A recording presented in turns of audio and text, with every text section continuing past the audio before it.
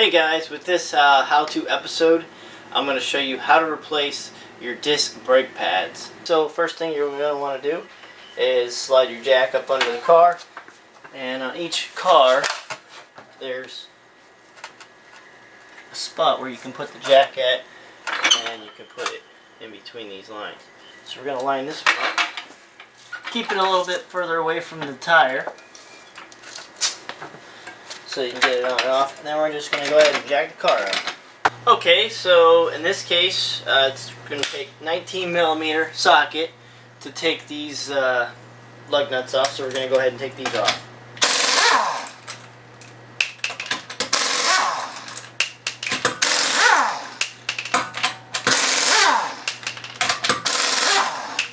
Okay, so now we got those lug nuts off.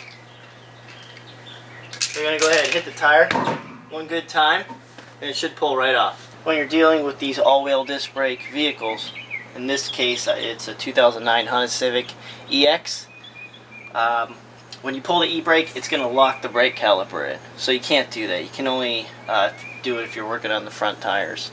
So you're going to have to release the e-brake, so you can furthermore work on this caliper.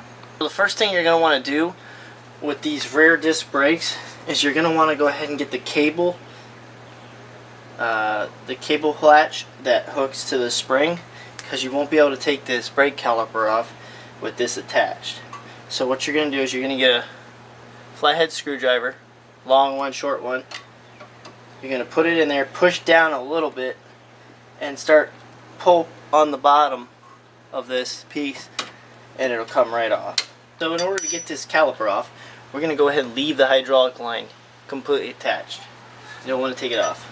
So we have a 12mm open end wrench and a 17mm open end wrench.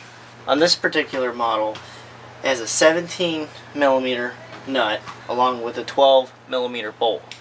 So that would mean we're going to have to put the 12 on the bolt and the 17 here. And you're going to want to go ahead and give it a good crack,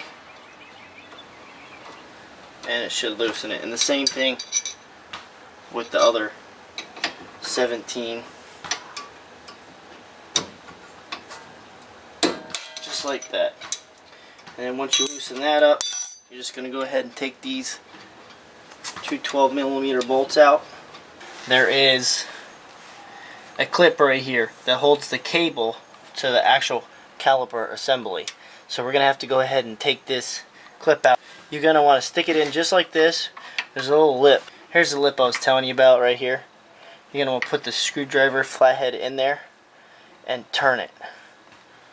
And keep turning, and it'll eventually pop out just like that. All it is a clip.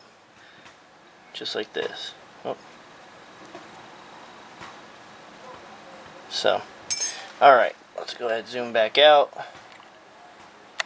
Alright, so now that you got that out, you're just going to wiggle and pull it straight down. Now the whole assembly should come right out like that. Okay, one more tip we'll check before you even check your brake pads is to run your finger along the rotor and just see how deep those grooves are. These really aren't bad at all. I mean, you can feel just a slight abrasive, but if you're running your finger across there and it feels like, you know, like Mount Rushmore, then you know you need to change out your rotor. Now that we have removed the brake caliper, you're going to go ahead and take these brake pads out. Just slide them out one by one. They come out pretty easy. This one might not. There we go. And usually what you're checking for with a set of brake pads is you're checking for this. This right here is what they would call the telltale signs of a brake pad going. What happens is the brake pad wears all the way down, and this metal clip right here, eventually the pad will go all the way flush to it, and you'll hear a screeching noise like eh!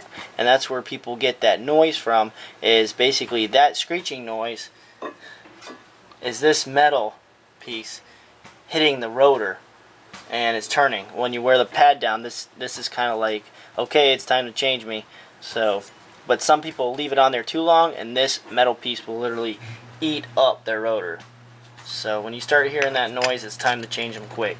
So one of the first things you do when you've removed your pads is you're going to get like a steel wire brush like this, or not necessarily a toothbrush, because that's not going to do it. It's got to be abrasive like this, metal or stainless.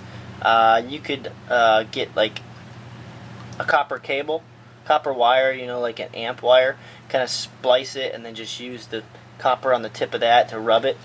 But what you're going to do is, on these guides for the brake pads, they basically guide the pad to the rotor. You're going to want to clean them really good. Just going to get in there, you're going to clean them real good. Make sure you get all the grime out. Smooth them out really good. And you're going to do this to the top and the bottom one. So now that we've gone ahead and cleaned the guides to the brake pads, there's another guide here on top of the actual caliper. You're just going to want to clean that off too. Pads, I got some Duralast pads. These are, I believe they're the lifetime warranty pads. Customer got them.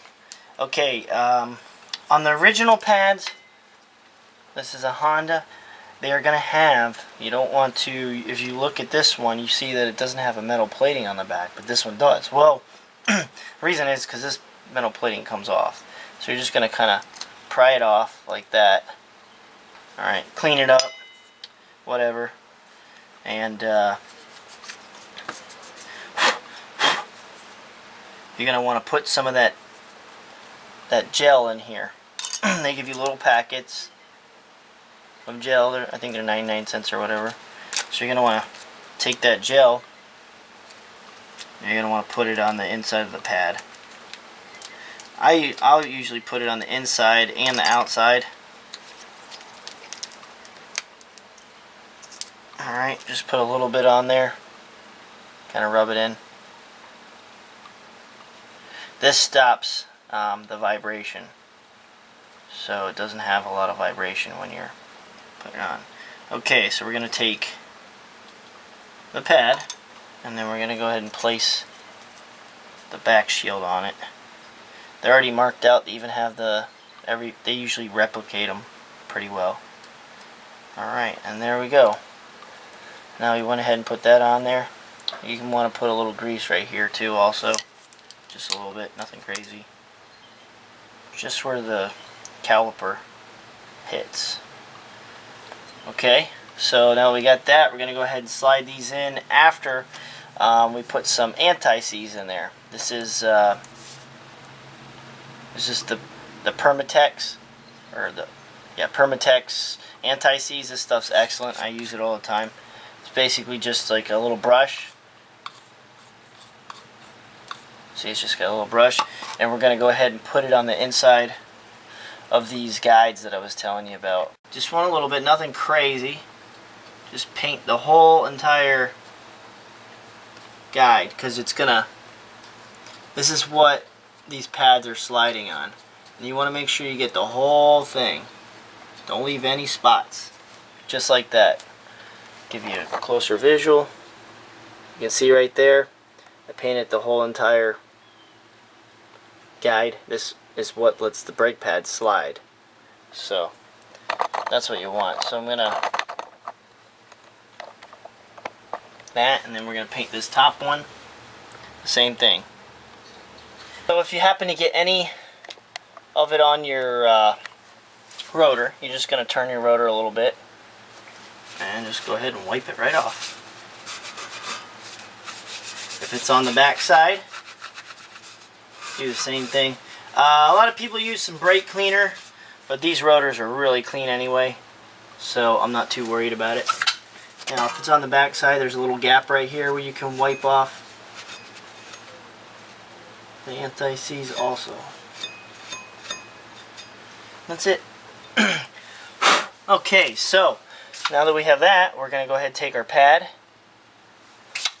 and we're going to place it the same exact way that it was installed. Okay, for our next pad, we're going to repeat the same step. This one is the original one that has the metal backing. This one is the aftermarket one that doesn't have the metal backing. We're going to go ahead and pry this one off. Just clean it up a little bit with your thumb or whatever. And we're going to take some of this gel again. Same thing. Squirt it on there. Get it all over the back. This doesn't allow it to vibrate or slide or shift. And you're going to go ahead and take the back. And you're going to put it right on there. Just like that. And then you're going to take a little bit more. Right where you see it touching. Where it would touch. You can see actually where you can do the whole thing or whatever. And then we're going to put these ones in also. Basically you're just going to look for the lips right here where it tees off. And you're just going to put it in just like that. Very simple. Okay, for the caliper hydraulic, in order to, you're not going to be able to put this back on because these pads are obviously thicker because they're brand new than the original ones, the old ones.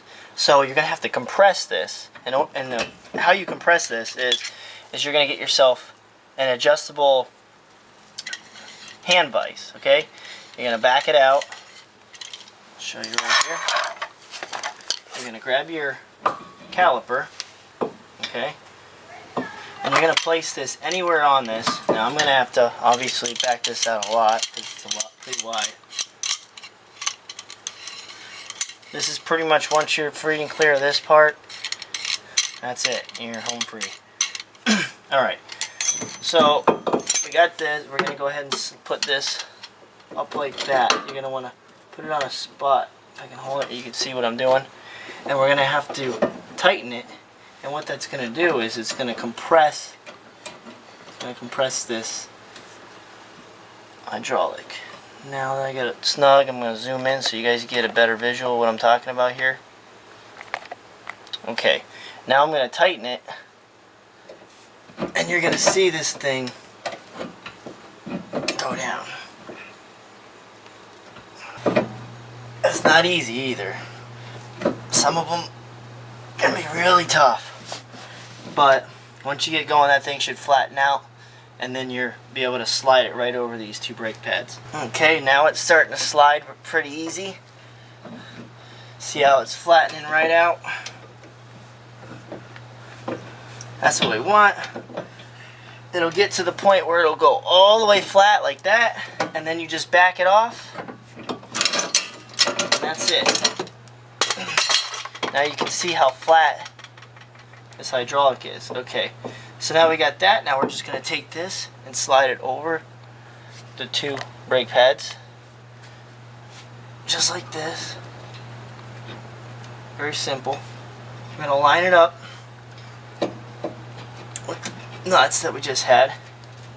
Then we're going to push down on it. We're going to take our two 12mm bolts that we pulled out originally. We're going to go ahead and put them back in. Now you can go ahead and tighten these down.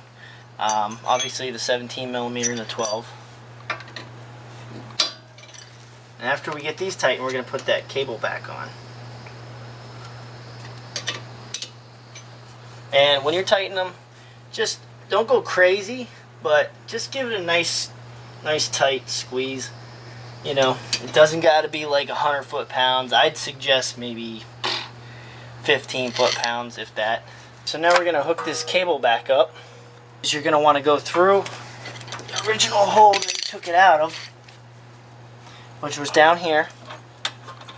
Alright, so we're going to push this up.